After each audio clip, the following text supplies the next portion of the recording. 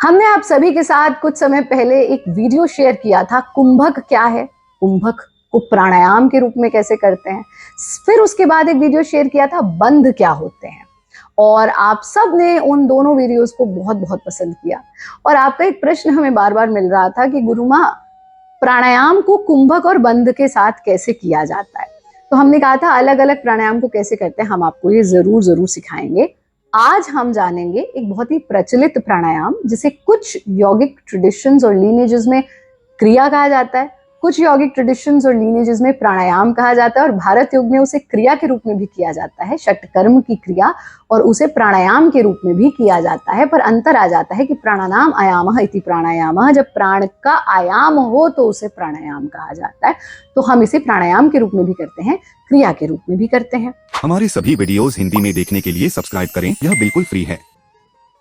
कपाल भाती, यथा नाम तथा गुणा, हमारे कपाल को भाती दमका देता है। तो कपाल में क्या क्या आ गया, गला आ गया, थ्रोट आ गया आपका, तो जो थायराइड के इश्यूज हैं, टॉन्सिल्स के इश्यूज हैं, स्किन आ गई, दांत आ गए, जिह्वा आ गई, नासिका आ गई, आंखें आ गई, मस्तक आ गया, कान आ गया, खोपड़ी आ गया, इन सब को दमकाने का काम करता है।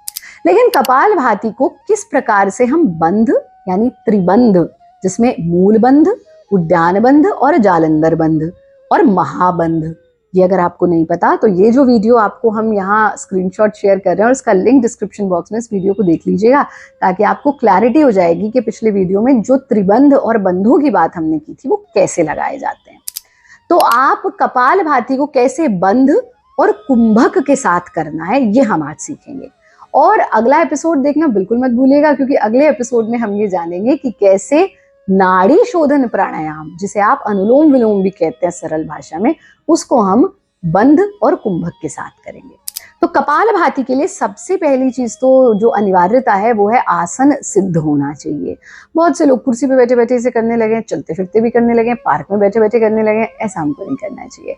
तो कोशिश करें कि आसन जमीन पर बिछाकर और आसन साध कर ही हमें प्राणायाम का अभ्यास करना चाहिए। प्राणायाम कोई जोक नहीं है जैसे चलते फिरते फिरते, अरे प्राण का विस्तार करें, प्राण ही तो जीवन है, प्राण नहीं प्राण पखेरु उड़ गए, बात ही खत्म, शरीर यहीं धरा का धरा रह गया। तो प्राण शक्ति का जो विस्तार है, प्राण का जो विस्तार है, वो एक बहुत महत्वपूर्ण प्रक्रिया है। कहा भी गया कि स्वर ज्ञानात परम ज्ञानम, स्वर ज्ञानात परम धनम, स्वर ज्ञानात परम गुह्यम, नवा दृष्टम नवा श्रुतम।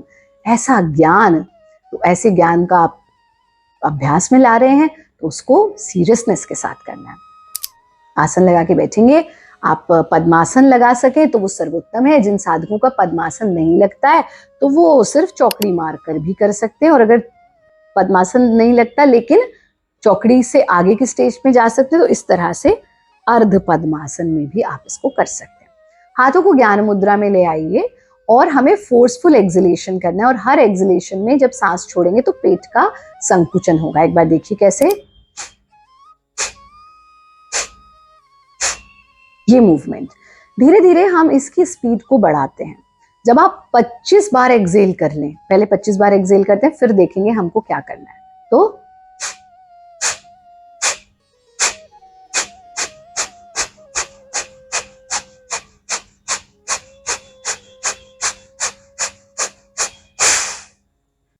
अब हमने 25वां सांस पूरा बाहर छोड़ दिया, अब सांस बाहर ही रुका रहेगा, यानी आप क्या कर रहे हैं, बाह्य कुंभक।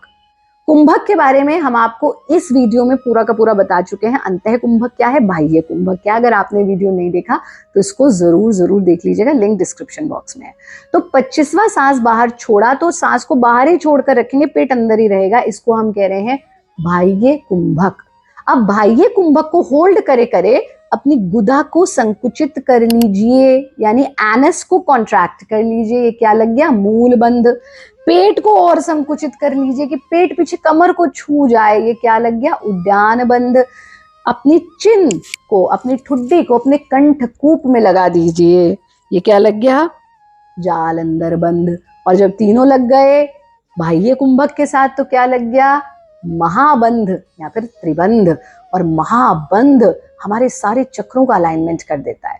महाबंध एक एक रोग को दूर कर देता है। महाबंध आपके चेहरे पर अद्भुत आभा को ले आता है। महाबंध आपके प्रजनन अंगों से होते हुए, आपके पूरे डाइजेस्टिव सिस्टम से होते हुए, पूरे रेस्पिरेटरी सिस्टम से होते हुए आपके पूरे नर्वस सिस्टम को प्रभावित करता है और एक एक सिस्टम को प्रभावित करता है। इतना महत्वपूर्ण है। पर जिनको भी सर्वाइकल का प्रॉब्लम है या बैक पेन का प्रॉब्लम है, वो जालंधर बंध नहीं लगाएंगे, वो गर्दन को बस ढीला छोड़ देंगे, क्योंकि ये फिर आपके, या माइग्रेन का प्रॉब्लम है, सर्वाइकल, बैक पेन या माइग्रेन, वो जालंधर बंध नहीं लगाएंगे और वो इस प्रक्रिया को वज्रासन में करेंगे, वो क्रॉस लेग्ड पोजीशन में नहीं बैठेंगे।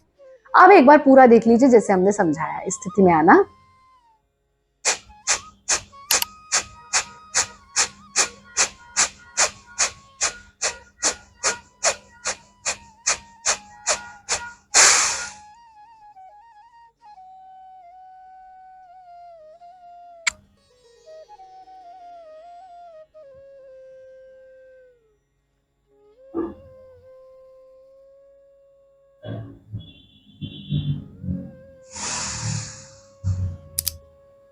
जब तक बाह्य कुंभक को होल्ड कर सकते थे किया, जब लगे अब और देर होल्ड नहीं कर पा रहे तो पहले हमने जालंधर बंध खोल दिया, फिर हमने उद्यान बंध खोल दिया, फिर हमने मूल बंध खोल दिया और हमने नासिका से सांस ले लिया। कितनी बार इसको आप रिपीट कर सकते हैं?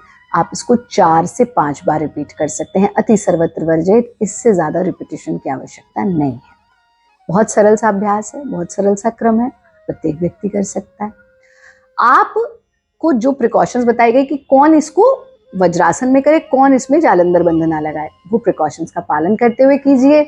और आपको अगर और कोई मन में जिज्ञासा है, प्रश्न है, जरूर कमेंट बॉक्स में लिख करके बताइए।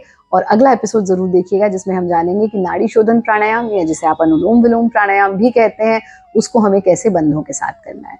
आप सबके लिए बहुत बहुत शुभकामनाएं। स्वस्थ रहें, खुश रहें, आनंदित रहें, हंसते रहें, मुस्कुराते रहें। हमारा कार्यक्रम नियमित रूप से देखते रहें। हरिओम।